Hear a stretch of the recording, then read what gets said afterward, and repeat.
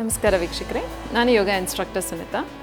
ಇವತ್ತಿನ ಸಂಚಿಕೆಯಲ್ಲಿ ನಾನು ನಿಮಗೆ ಸೊಂಟದ ಸುತ್ತ ಇರೋ ಸ್ಟಿಫ್ನೆಸ್ನ, ಟೈಟ್ನೆಸ್ನ ಹೇಗೆ ರಿಲೀಸ್ ಮಾಡ್ಬೋದು ಸುಲಭವಾಗಿರೋ ಆಸನಗಳಿಂದ ಅಂತ ನಾನು ನಿಮಗೆ ತಿಳಿಸ್ಕೊಡ್ತೀನಿ. ಇವಾಗ ನಮ್ಮ ಕಾಮನ್ ಪ್ರಾಬ್ಲಮ್ ಅಂದರೆ ಲೋವರ್ ಬಾಡಿ ಪೇಯ್ನ್ ಬರುತ್ತೆ. ಅಂದರೆ ಮಂಡಿ ನೋವು, ಕಾಲು ನೋವು, ಲೋವರ್ ಬ್ಯಾಕ್ ಪೇಯ್ನ್, ಈ ಥರ ಎಷ್ಟೊಂದು ಇಶ್ಯೂಸ್ ಇರುತ್ತೆ ಲೋವರ್ ಬಾಡೀಸಲ್ಲಿ. ಬಟ್ ಇದಕ್ಕೆ ಮೇನ್ ರೀಸನ್ ಅಂದರೆ one of the main reason ಅಂದರೆ ಹಿಪ್ ಸ್ಟ್ರೆಂತು ಮತ್ತು ಹಿಪ್ ಫ್ಲೆಕ್ಸಿಬಿಲಿಟಿ ತುಂಬ ಕಮ್ಮಿ ಇರೋದ್ರಿಂದ. ನಾವು ದಿನನಿತ್ಯ ಕೆಲವೊಂದು ಆಸನಗಳನ್ನ ಮಾಡ್ತಾ ಬಂದರೆ ನಮ್ಮ ಹಿಪ್ ಫ್ಲೆಕ್ಸಿಬಿಲಿಟಿ ಇನ್ಕ್ರೀಸ್ ಆಗ್ತಾ, ಮೊಬಿಲಿಟಿ ರೇಂಜ್ ಇನ್ಕ್ರೀಸ್ ಆಗ್ತಾ, ನಮಗೆ ಕಾಲುಗಳಲ್ಲಿರೋ ನೋವು ಕಮ್ಮಿ ಆಗ್ತಾ ಬರುತ್ತೆ. ಸೊ ಯಾವುದಿದು ಆಸನ ಅನ್ನೋದನ್ನ ನಾನು ಇವತ್ತು ತಿಳಿಸ್ಕೊಡ್ತೀನಿ. ಬನ್ನಿ ಸ್ಟಾರ್ಟ್ ಮಾಡೋಣ. ಮೊದಲನೇ ಆಸನ ಉತ್ಕಟ ಕೋಣ. ಉತ್ಕಟ ಕೋಣಾಸನದಲ್ಲಿ ಟ್ವಿಸ್ಟು ಅಂದರೆ ಎರಡೂ ಶೋಲ್ಡರ್ಸಿಂದ ನಾವು ಒಂದು ಸಲ ರೈಟ್ ಸೈಡ್ ಮತ್ತು ಇನ್ನೊಂದು ಸಲ ಲೆಫ್ಟ್ ಸೈಡಾಗಿ ಟ್ವಿಸ್ಟ್ ಮಾಡ್ತೀವಿ. ಇದು ನೀವು ಪ್ರತಿ ಸೈಡಲ್ಲೂ ಕೂಡ ಒಂದು 10 ಸೆಕೆಂಡ್ಸ್ ಅಥವಾ 20 ಸೆಕೆಂಡ್ಸ್ ಅಷ್ಟು ಹೋಲ್ಡ್ ಮಾಡಿ. ಎಷ್ಟಾಗುತ್ತೆ ಅಷ್ಟು ಹಿಪ್ಸು ನೀ ಲೆವೆಲ್ ತನಕ ಪುಷ್ ಮಾಡಿ ಕೆಳಗಡೆ.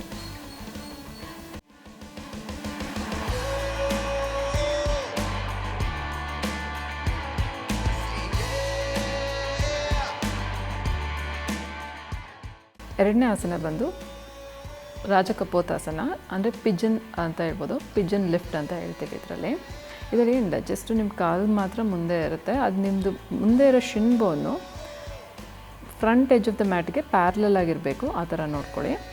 ಸ್ಲೋ ಆಗಿ ಪಾಮ್ಸ್ ಎರಡು ಕೆಳಗೆ ಇಟ್ಟು ಹಿಪ್ ಮಾತ್ರ ಮೇಲೆ ಕೆಳಗೆ ಬೌನ್ಸ್ ಮಾಡೋ ಥರ ಮೂವ್ಮೆಂಟ್ಸ್ ಮಾಡೋದ್ರಿಂದ ಹಿಪ್ ಓಪನಿಂಗ್ ಬೇಗ ಆಗುತ್ತೆ. ಇದೊಂದು 10 to 15 ಕೌಂಟ್ಸ್ ಅಷ್ಟು ನೀವು ಮಾಡ್ಬೋದು, ಕಂಟಿನ್ಯೂಸ್ ಆಗಿ ಮಾಡ್ಬೋದು. ಟ್ರೈ ಮಾಡಿ. ಹಾಗೇನೆ ತಿರ್ಗಾ ಪಾಮ್ಸ್ ಕೂಡ ಕೆಳಗಡೆ ಇಟ್ಟು ಹಿಪ್ಸ್ ಕೂಡ ನೆಲದ ಮೇಲೆ ಟಚ್ ಆಗೋಷ್ಟು ಲೀನ್ ಮಾಡಿ ಕೆಳಗಡೆ.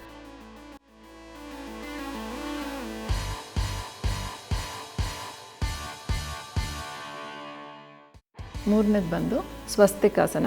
ಈಗ ಸ್ವಸ್ತಿಕ್ ಹೇಗೆ ಬರೀತಾರಲ್ಲ, ಸೊ ಅದೇ ಥರನೇ ನಮ್ಮ ಕಾಲುಗಳಲ್ಲಿ ಆ ಫಾರ್ಮೇಷನ್ ಮಾಡೋ ಥರ ನಾವು ವರ್ಕ್ ಮಾಡೋದು. ಇದು ಸ್ಲೋವಾಗಿ ಮಾಡಿ ಇನಿಷಿಯಲಿ, ಬಿಕಾಸ್ ಇದು ಸೈಡ್ಸ್ ಕ್ಯಾಚಸ್ ಆಗೋ ಚಾನ್ಸಸ್ ಜಾಸ್ತಿ ಇರುತ್ತೆ. ಸ್ಲೋ ಆಗಿ ಬೇಕಾದ್ರೆ ಕೈಗಳು ನೆಲದ ಮೇಲೆ ಇಟ್ಕೊಂಡು ಸಪೋರ್ಟ್ ತೊಗೊಂಡು ನಿಧಾನಕ್ಕೆ ಸ್ವಸ್ತಿಕ್ ಮೂವ್ಮೆಂಟ್ ಬರೋ ಥರ ಎರಡೂ ಕಾಲುಗಳಲ್ಲಿ ನಿಧಾನಕ್ಕೆ ರೈಟ್ ಸೈಡು, ಅದು ನೆಕ್ಸ್ಟ್ ಲೆಫ್ಟ್ ಸೈಡ್ ನಿಧಾನಕ್ಕೆ ಮಾಡಿ. ಕೆಳಗಡೆ ಕೂಡ ಬೆಂಡ್ ಆಗೋ ಕೂಡ ಟ್ರೈ ಮಾಡ್ಬೋದು. ನಿಧಾನಕ್ಕೆ ಒಂದೊಂದು ಸೈಡ್ ಬೇಕಾದ್ರೆ ನೀವು 10 to 20 ಸೆಕೆಂಡ್ಸ್ ಹೋಲ್ಡ್ ಮಾಡ್ಬೋದು. ಅದು 5 to 10 ಬ್ರೆತ್ಸ್ ಹೋಲ್ಡ್ ಮಾಡಿ.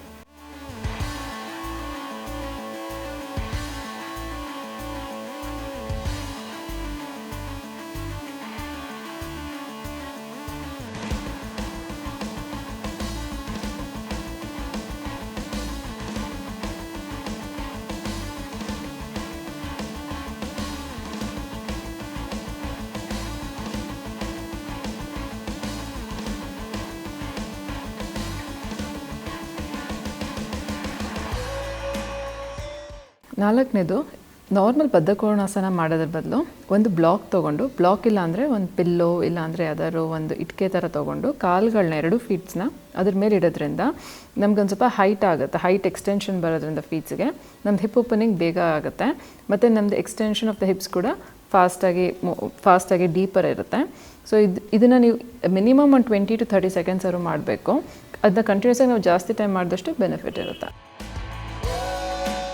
ಇವತ್ತು ನಾನು ತೋರಿಸಿರೋ ಆಸನಗಳು ತುಂಬ ಸುಲಭವಾಗಿದೆ. ಈ 4 ಆಸನಗಳು ಕೂಡ ನೀವು ಸುಲಭವಾಗಿ TV ನೋಡಿಕೊಂಡು ಅಥವಾ ಬೇರೆ ಅದರ ಕೆಲಸದ ಮಧ್ಯೆ ಕೂಡ ಅದನ್ನ ಇನ್ವಾಲ್ವ್ ಮಾಡ್ಕೋಬೋದು. ಸೊ ಇದನ್ನ ಟ್ರೈ ಮಾಡಿ, ರೆಗ್ಯುಲರಾಗಿ ಪ್ರಾಕ್ಟೀಸ್ ಮಾಡಿ, ಬೆನಿಫಿಟ್ಸ್ನ ಗೇನ್ ಮಾಡಿ. ಸೊ ಹಾಗೆ ವಿಜಯ ಕನ್ನಡ ಚಾನಲ್ನ ಲೈಕ್ ಮಾಡಿ, ಸಬ್ಸ್ಕ್ರೈಬ್ ಮಾಡಿ. ಧನ್ಯವಾದಗಳು.